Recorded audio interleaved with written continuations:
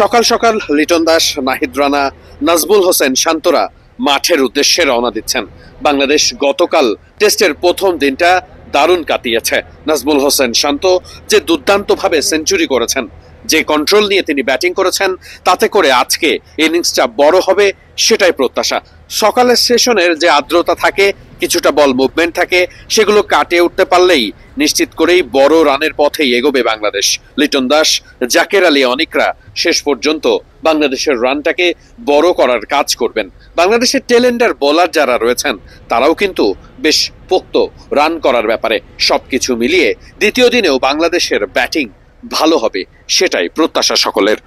ক্লান্ত শ্রান্ত বাংলাদেশ দলের সেই মুড যেন একদিনেই বদলে গেছে। গতকাল বাংলাদেশ দল ব্যাটিংয়ে যে দারুণভাবে কামব্যাক করেছে, প্রথমে সকাল সেশনে 3 উইকেট দ্রুত পড়ে যাওয়ার পরেও সারাদিন বাংলাদেশ যেভাবে ব্যাটিং করেছে, বিশেষ করে মুশফিকুর রহিম এবং নাজমুল হোসেন শান্তর পার্টনারশিপ যেন গোটা দলকেই বদলে দিয়েছে।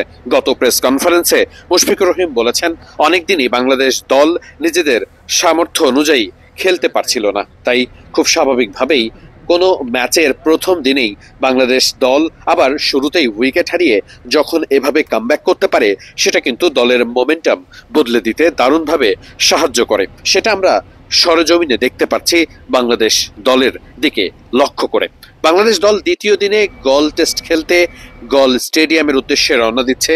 আমরা মিডফিল্ডে এই মুহূর্তে অবস্থান করছি শ্রীলঙ্কায়, এবং গলের যে টিম হোটেলে বাংলাদেশ দল আছে, গল আন্তর্জাতিক ক্রিকেট স্টেডিয়াম থেকে 4 থেকে 5 কিলোমিটার দূরত্বে র্যাডিসন ওয়াটারব্লু হোটেল, ঠিক সেখানেই আমরা অবস্থান করছি এবং খুব সকালেই আপনাদেরকে দেখানোর চেষ্টা করছি বাংলাদেশ দলের টিম বাসে ওঠা দৃশ্য এবং বাংলাদেশ ক্রিকেটারদের একেবারে কাছ থেকে দেখানোর অভিজ্ঞতা, যাতে আপনারাও দলের ক্রিকেটারদের বডি ল্যাঙ্গুয়েজ সম্পর্কে ধারণা পেতে পারেন এবং ক্রিকেটাররা আসলে ঠিক কোন মুডে আছে সেটাও জানতে পারেন।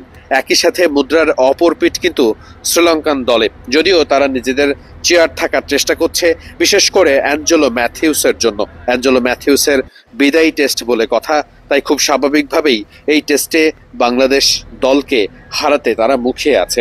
যদিও টেস্টের প্রথম দিনটা তাদের মোটেই পক্ষে যায়নি, সেসব নিয়ে ভাবনার সময় কোথায় বাংলাদেশের। লম্বা সময় ধরে বাংলাদেশের ক্রিকেটাররা যেন নিজেদের হারিয়ে খুঁজছিলেন, সে জায়গাটাতে নতুন একটা পথ খুঁজে পেয়েছে শ্রীলঙ্কার গলের ময়দানে। নিশ্চয়ই সেটি ধরে রাখার সর্বোচ্চ চেষ্টাটাই করবে টিম টাইগার্স। বাংলাদেশ টিমের সবশেষ আপডেট এক্সক্লুসিভলি দেখতে অবশ্যই চোখ রাখুন মিডফিল্ডের পর্দায়। আমরা আপনাদের সবশেষ আপডেট জানাতে উপস্থিত আছি শ্রীলঙ্কার গলে। ওয়াহিদ মুরাদ, মিডফিল্ড।